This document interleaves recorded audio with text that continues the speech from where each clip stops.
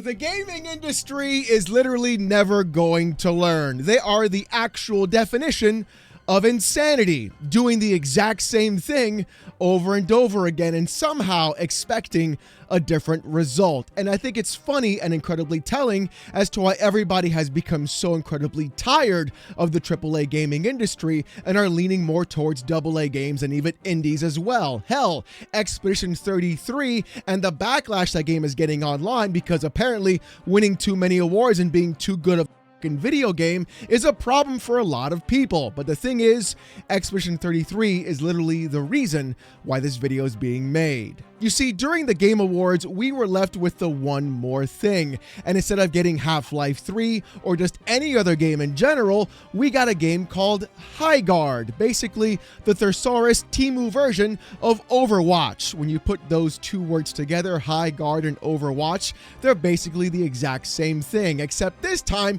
you've got horses for a 5v5 choke point kind of game. Really riveting stuff, I guarantee it. Honestly, no, it's going to go the exact same way everybody's expecting it to go. The way of Concord 2.0. And the crazy part about all of this is the gaming industry doesn't understand why this is in fact happening. Mostly because game development is far too long, takes way too much time, and the industry is more full of suits themselves trying to earn out every quick dollar they can out of live service games than they are of actually making good games in the first place. In fact, it turns out people have gone onto Twitter to even defend games like Highguard. No, I'm not kidding. Fran Mirabella III said this: unscripted vent, exhausted by predictable drama gamer reactions over at Play Highguard, saying, quote, "You gotta be pretty dumb to compare this to Concord and think the gameplay is anything like it," end quote. Can we go back to playing games before placing 50-50 bets on their doom and trashing the artist's vision? And Fran, I'm going to answer your question for you. The answer is emphatically no. You see, many gamers, especially people as old as myself in their 40s, have been in the industry and seen everything going on for the longest time. We have seen the actual corruption happening in the gaming industry. We've seen game publishers and developers do everything they possibly can to skip every corner, reduce the actual kind of quality in their video games, and focus more on visual graphics than they do of actual gameplay. Many people my age are even pining back to going to the days of the PlayStation 2, when games were done, complete, had varied color palettes, and even provided different kinds of gameplay, even in the same kind of genre. You can say you wanted to play a basketball game during the PS2 era and get 10 different variations of basketball games, all applicable in that exact same space, and providing every single one with a different experience overall. But you see, I'm using Highguard as an actual example, not because I know it's going to flop and in about 6 months after the game comes out, we're going to be seeing news articles about the servers being shut down and the studio being closed. What I'm talking about is just the entire industry itself mimicking that exact same formula over and over again. And major AAA studios, publishers, and developers are still trying to find that magic needle in a haystack moment. In fact, PlayStation is the biggest culprit behind this.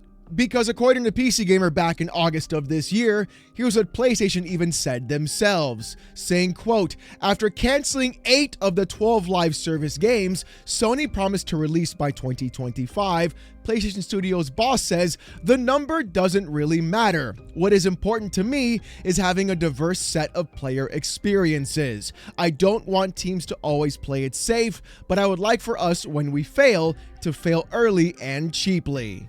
This to me was the actual sounding alarm of what's going to be happening with PlayStation and many other studios in the future, especially in the AAA space. You're going to be seeing more live service games, more games coming out and even failing earlier or even getting canceled out of the gate simply because they are trying to go through and find that magic needle in a haystack live service game to go and make them a ton of money overall by having minimal amounts of updates being applied and just keeping players engaged in that actual loop.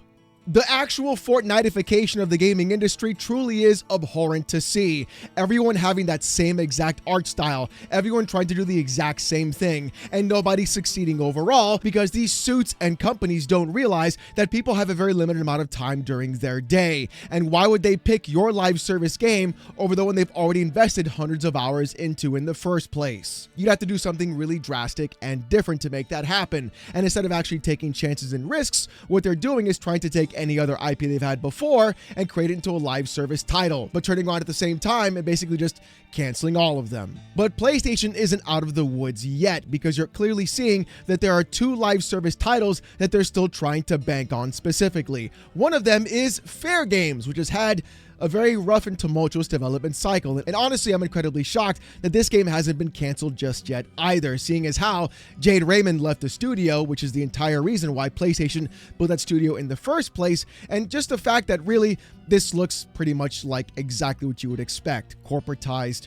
and I hate to use the word, slop thrown around all together, just made to look like everybody's just trying to do something interesting, but really nobody actually cares. And the other one is going to be Bungie's Marathon. Honestly, I had high hopes for this game, hoping to expect to have some sort of single-player experience overall, bringing Bungie back to its roots, but instead we get a PvP, PvE extraction shooter as well, trying to mimic the entire style of Tarkov and many others like it.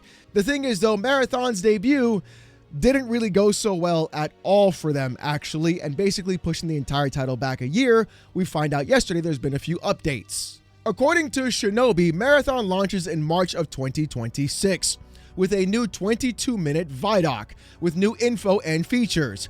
$39.99 on launch. Solo play, doubling down on dark, gritty, and grounded sci-fi world. Improved visuals, deeper environmental storytelling. Dead runners drop as corpses that decay over time. 4 zones, maps, perimeter, dire marsh, and outpost. Cryo Archive onboard UESC Marathon is an endgame challenge. Weapons and mods, including ways to customize your gun in unique ways, like turning the battery SMG into the Needler. Faction jobs, upgrading trees, and capstone rewards. Already off the bat, we are definitely getting Concord vibes from this thing just entirely. Right now, the $39.99 price tag doesn't bode well for this game, basically, overall. We pretty much saw Concord do this exact same thing. A purely live service game without any real reason to play besides being online, when everybody else is going free to play with other monetization practices as well. This is not going to go well for Bungie or even for PlayStation in the first place, and I feel like what we're going to be seeing is another Concord 2.0 moment, not just for Highguard, but possibly also for Marathon as well. A $3.6 billion acquisition that was basically done by Jim Ryan simply out of pure fear after Xbox bought ABK is really just showing right off the bat that, in my personal opinion, PlayStation has become creatively bankrupt. And this is the problem that I've been having with so many games in the AAA gaming industry and in this space altogether, is watching so many companies, developers, and publishers go through and chase the trends, not realizing that maybe their studio and their audience or even demographic isn't trying to play that kind of game in the first place, but what they want instead is something that they've always done since the very beginning. And that's a lesson that I feel so many publishers and even developers are literally putting fingers in their ears and choosing to ignore completely. And this goes right back to Expedition 33 as well, like I pointed out earlier. A turn-based RPG that is heavily inspired by the JRPGs of the 90s and 2000s, going around and sweeping the entire year and basically all the game awards. A genre people that they said never really liked and never actually sold any copies, basically just put everyone else to shame and basically show the entire gaming industry you don't have to go by the current trends in order to do something great or something that people are going to enjoy, or even something that is going to sell tons of copies. So it really is concerning watching the entire gaming industry basically just double down on their stupidity and do nothing for the actual customer and consumer or provide new experiences overall. And the funniest thing about all of this is we're going to be seeing an actual repeat of what happened not just this past year with Expedition 33, but also with the year before with Baldur's Gate 3.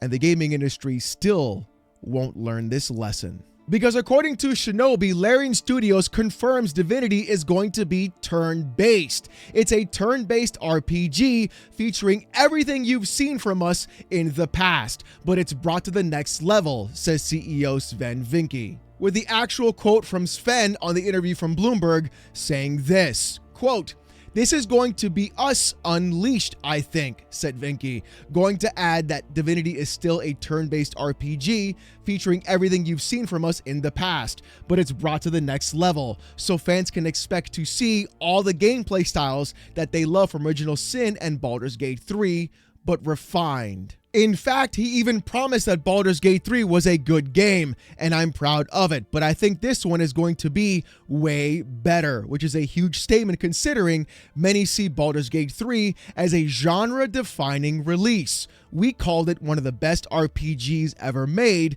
in our review. And that's really why I'm so upset about all of this, because you have complete genres left vacant and open, doing nothing and not getting any support whatsoever or new titles whatsoever, simply because publishers and developers don't see the monetary return in doing something like that. Yet at the same time, turning around and watching Baldur's Gate 3 sell 20 million copies. That's right, I didn't stutter. 20 million copies.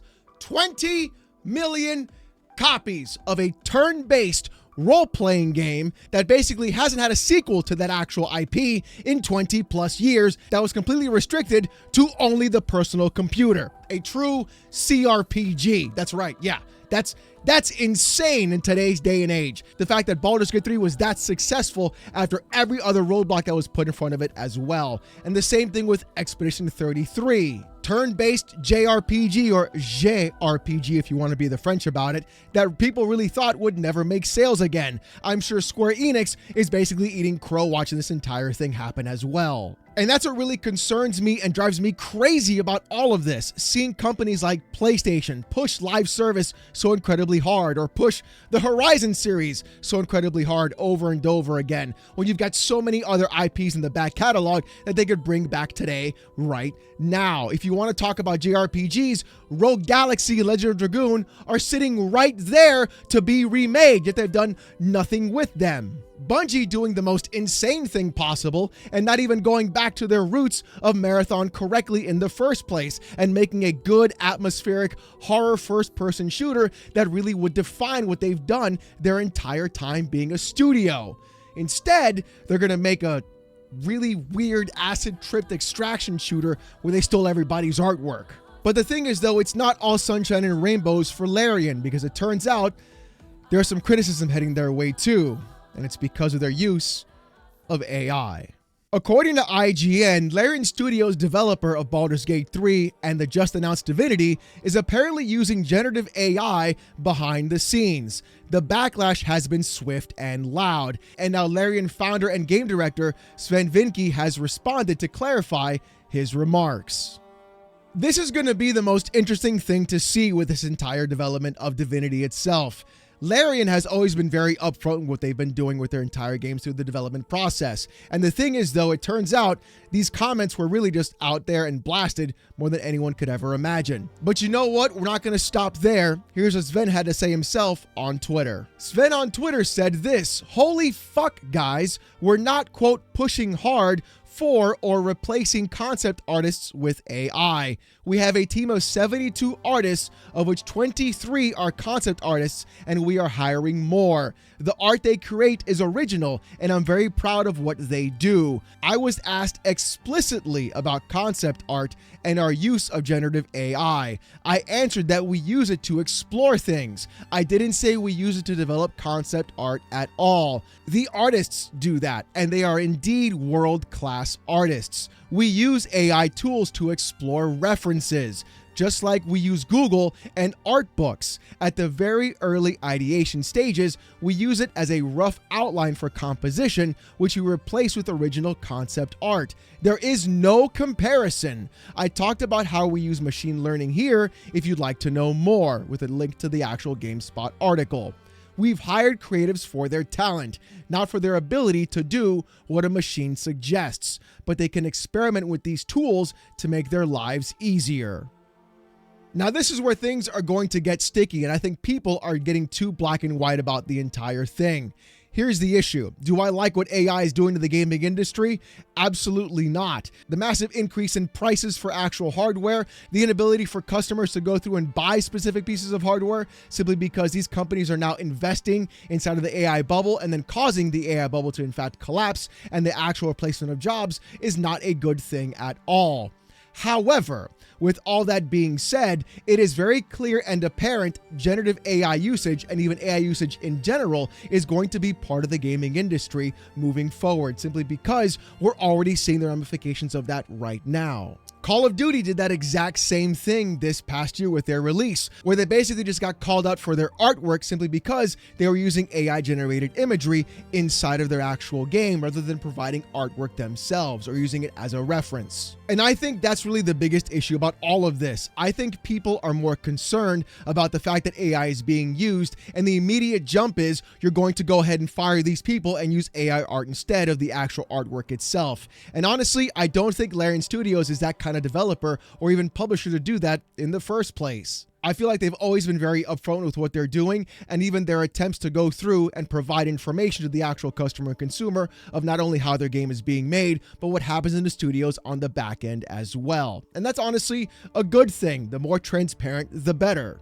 If AI is being used in a game, I'd like to know when, how, and how much, honestly. And Larian saying that they use it for actual ideas for concept art really does make a lot of sense. Hell, better than Bungie, instead of just lifting the actual artwork themselves directly from the artist specifically and not making any changes at all. Or the fact that games like Arc Raiders also use AI in their games as well for voiceover lines on top of that. We also saw that with the finals as well, and those games did incredibly well and had a huge audience for them too. So honestly, I don't think the issue is the fact that AI is used. I think the problem that people have when AI is being brought up is their immediate reaction to, oh, you're going to use this instead of actually making your own artwork or using your own voice acting or doing anything you possibly can to remove jobs from the space entirely. And personally, I think that's exactly what's going to be happening in the AAA gaming space. You'll see those exact same companies not tell you about AI usage at all, but then turn around, fire everybody as well, use AI art, use AI voice acting,